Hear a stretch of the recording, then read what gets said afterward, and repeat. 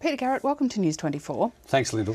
You've had the Gonski report since December last year, yet now we don't know how much money you're willing to commit to the system or how it will be paid for. We don't know how much the states will be asked to commit or how they'll pay for it.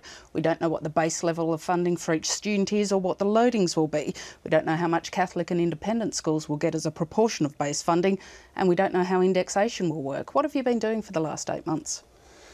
Well, we've been pretty busy, Lyndal, and some of these issues that you've raised are things that we properly want to sit down now and discuss with the states. So has it taken you all this time just to decide the broad model David Gonski recommended is the right one?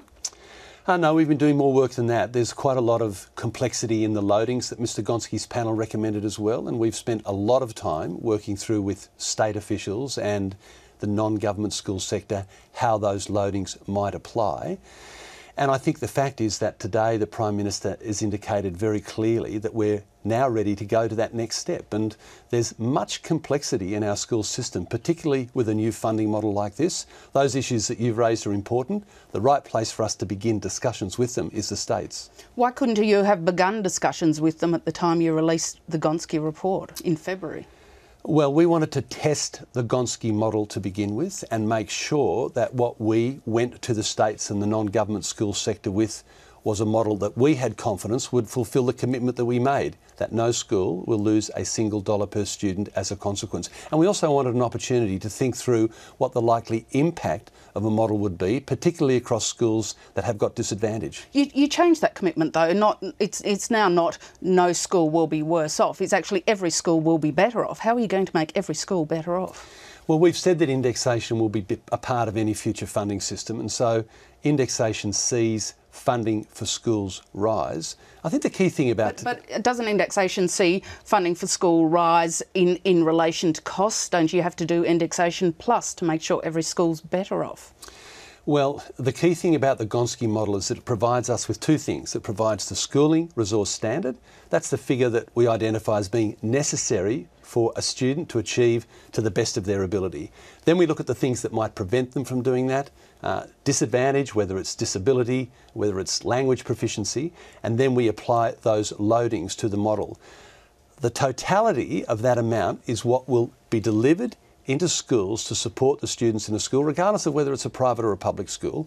And in that way, we're confident that we've got a funding system that's focusing on the need of students, not one that's just a series of the random decisions that have been made by governments previously. You won't have agreement on a funding model with the states until next year, yet there's going to be legislation this year. Won't that legislation be aspirational only, and what's the worth of aspirational legislation? I think it's absolutely fantastic that we are going to put down in legislation what our vision is and also what the framework for national school improvement would be for the nation. This is something that goes right to the heart of our national endeavour, and we would expect, as we enter into those discussions with the states and as we reach agreement, hopefully, which I think we can do with the states, to then add in to that legislation future funding arrangements. I mean, here's the challenge for us.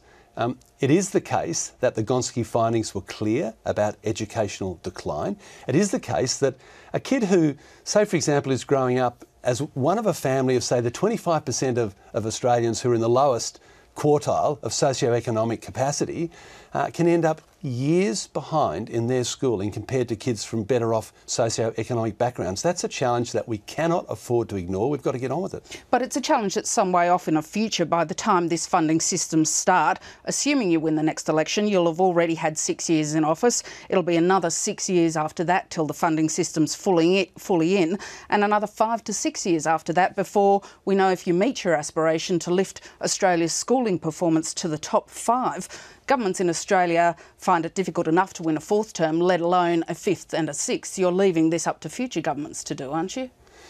Well, let's be clear about it, Lyndal. We expect any new funding arrangements to begin in 2014, and that's the year after next, and to be rolled out progressively over time. And in fact, again, the Gonski panel were clear.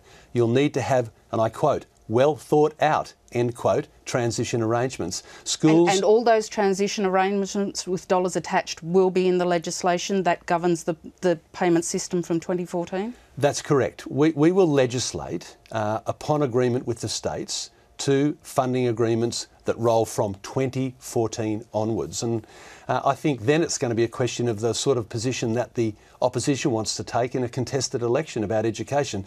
Mr Pyne said he wants to repeal the legislation before he saw it. Mr Abbott thinks that it's an injustice that government schools get their current level of funding. And Mr Pyne thinks that there's no such thing as a needs-based funding system requirement for schools in Australia. But you are in this case, as you are with the National Disability Insurance Scheme and the dental plan trying to bind future governments, aren't you? Well, I think this is in the national interest to have a funding model for education which meets student needs across school sectors. Now, but whether we're binding future governments or not, the fact of the matter is this: we want to commit to a system which certainly future governments ought to take up, because it's a system that we know is in the national interest. And are you prepared to means test some payments that aren't means tested now in order to be able to pay for this and other things? Well, I'm not going to get into any discussions with you about these good questions, other than to say that we have performed a strong role in managing the economy prudently. We have an economy that's the envy of the world. We've managed the global financial crisis. Our commitments to fiscal discipline will remain. The Prime Minister made it clear today we will have to make some difficult choices, but we will make them because we know that education lies at the heart of our future prospects as a nation. A final question about teachers. You want to lift the entry standards for students into teaching degrees. Isn't the number of students you're going to need to take up teaching, especially with rising enrolments in schools, so big that you can't limit the intake to the top 30% of students with top 30% of literacy and numeracy?